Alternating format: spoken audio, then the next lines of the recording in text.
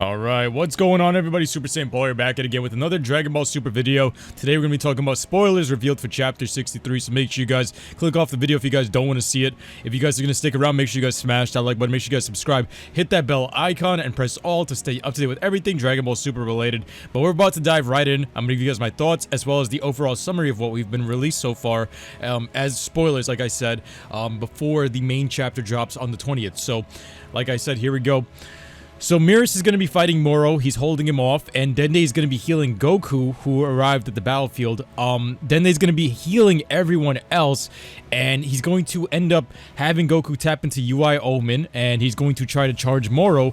Moro defeats him with ease, and what we realize is that Moro, after defeating Goku, tries to sneak and grab Merus' neck, like we expected, that he was going to go after Merus after finding out that he was an angel. So he tries to copy his abilities, and what Merus ends up doing is he uses his angel staff to basically cut off Moro's arm, and he fails to copy him. Then, once Merus finds out that he's using these gems on his hand, he catches a glimpse of it. He uses the angel staff as a gun and destroys each of the crystals on Moro in both of his hands. So, after he does that, Merus decides to power up and the halo appears, meaning he's going full power, and he decides to, he was about to charge Moro, and then all of a sudden, Beerus and Whis arrive at the battlefield. So yes, they have been onlookers to this fight, like some of us predicted, and yes, they are kind of intervening in a sense where they're showing up to this. So, what we notice here is that Merus becomes very transparent after he gets super strong and he powers up and gets the halo appearing, and what he ends up doing is that he ends up charging Moro, and while he charges Moro, we're gonna see like a time skip or a flashback of him and Goku training in the time chamber, and Beerus and Whis don't stop Moro from attacking Merus, or Merus attacking Moro, vice versa. Like I said, Merus is going to be charging Moro. Moro throws a blast at him. It doesn't work. Then Merus appears right in front of his face. And then when he appears in front of him, he punches the big stone that Moro had in his head and broke that one as well, which sent Moro falling to the ground. So right at this point, Merus has done more damage than anybody else has against Moro. Nobody else was able to do this much, and even UI Omen with Goku wasn't able to do this much. And at this point, UI Omen is kind of useless, because it's failed time and time again. So what we're seeing here is that UI Omen has no effect whatsoever against this person, especially this is post-terminal power. So just showing you how irrelevant this form has become, and the desperation to unlock Mastered Ultra Instinct is setting in. So what happens here is that after he shatters that gem in Moro's head, what happens is that Merus starts disappearing and fading away in pieces, and he looks at Goku with a smile on his face, and he says something to him, which we don't figure out yet, and he disappears completely. Then Goku is in shock, and you see him have a moment talking to Beerus and Whis, with Goku standing with his head down, and you kind of see glimpses of Gohan Super Saiyan 2 from the Cell Saga vibes. Like, you see the torn shirt. Everything looks like it's paying homage to that specific moment. Like, literally, the shirt's ripped in almost a similar fashion to Super Saiyan 2 Gohan. He tried Ultra Instinct Omen. He failed miserably against Moro, and now it seems as though the goal the entire time for Merus was to get Goku to master Ultra Instinct. And technically, we never seen true mastered Ultra Instinct where Goku could tap into it at will and last longer than a minute. So is this fight about to end up at its climax right now, with Goku ending up with mastered Ultra Instinct and fighting Moro? So like I said, basically the overview of this next chapter is that Merus is going to go full power in a sense. He's going to destroy all of the gems that Moro has, so Moro's going to lose a lot of his abilities. And not only that, he ends up getting deleted from the world. So because of this, Goku has something to trigger him into Mastered Ultra Instinct. But do you guys think that this is going to be the end of the battle right here, where Goku goes Mastered Ultra Instinct and finally defeats Moro after all of these gems are shattered? Right now, Moro is looking more vulnerable than ever, and we got more people looking at this battle than anything, with Beerus on the sidelines as well as Whis, and the rest of the team, it seems as though they're somewhere else. Either they got teleported away, they're healing off to the side, but for the chapters coming to 64 to 65, 66, and so on, it seems as though we're going to be seeing Mastered Ultra Instinct, where at least it's directed in that direction, where Mastered Ultra Instinct will probably be mopping the floor with this weakened state of Moro, thanks to Merus not only being able to destroy these stones, but being able to help Goku tap into these abilities. So I want you guys to tell me in the comment section below, what do you guys think is about to happen here in the manga chapters? Like I said, I just gave you guys an overview of what's going to be happening. I don't necessarily want it to end. So here's my opinion on what's happening right here.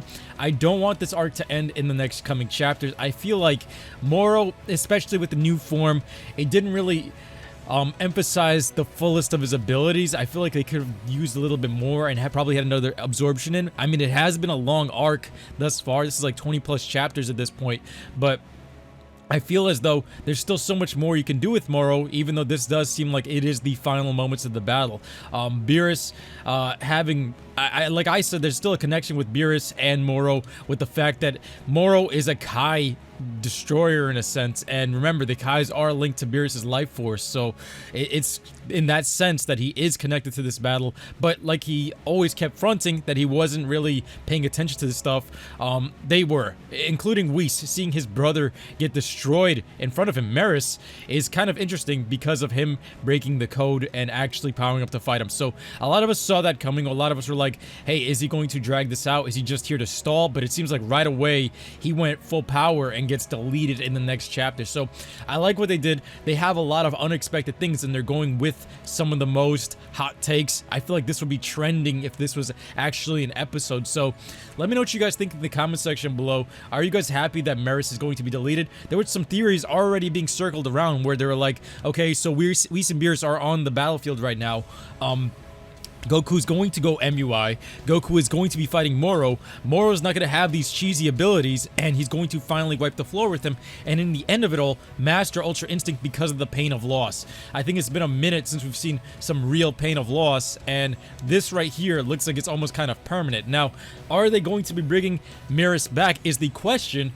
Are they going to be able to do it with the Super Dragon Balls in a sense? Because the Super Dragon Balls haven't really been used in this arc. Is that what they're going to end up doing? Or some people are also theorizing that, hey, Whis is there, maybe he may reverse time to before this happens, so that way Goku can kind of keep the abilities that he learned, such as MUI, and then reverse it before Merus does this thing and ends up saving his life. So there are things such as that that can be taken into consideration, but I want to know what you guys think in the comment section below if this is plausible.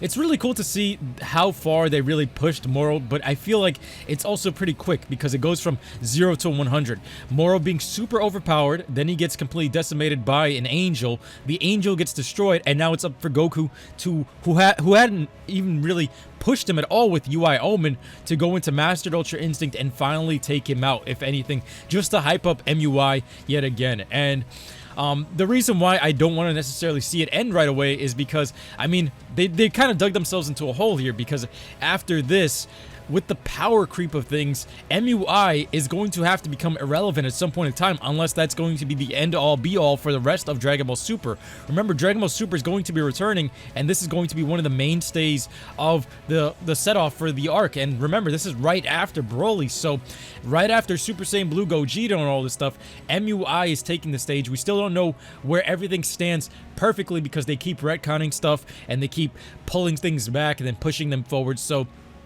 for them to kind of put this right out there as soon as it starts back is kind of interesting for me to see that Goku is going MUI yet again.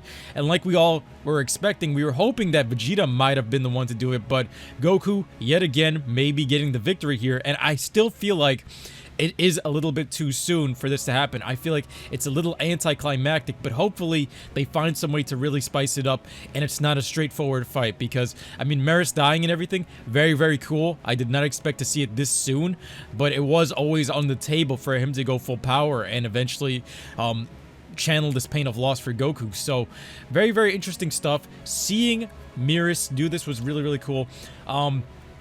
I can't wait till this is animated so we can finally see exactly how awesome Merus' voice acting is going to be and really flesh this character out in all of its glory. But really cool things. I like the homage to all of the other arcs, such as the Super Saiyan 2 Gohan moment where you see the ripped shirt, just a father-son type of thing, and him staring down at the ground. It's almost as if that moment where Gohan saw that like spark across his head and just got triggered into Super Saiyan 2. You know what I'm saying? But let me know what you guys think. Like I said, smash that like button. Make sure you guys subscribe. Hit that bell icon. I'll be seeing you guys next time, alright? Take care. Peace.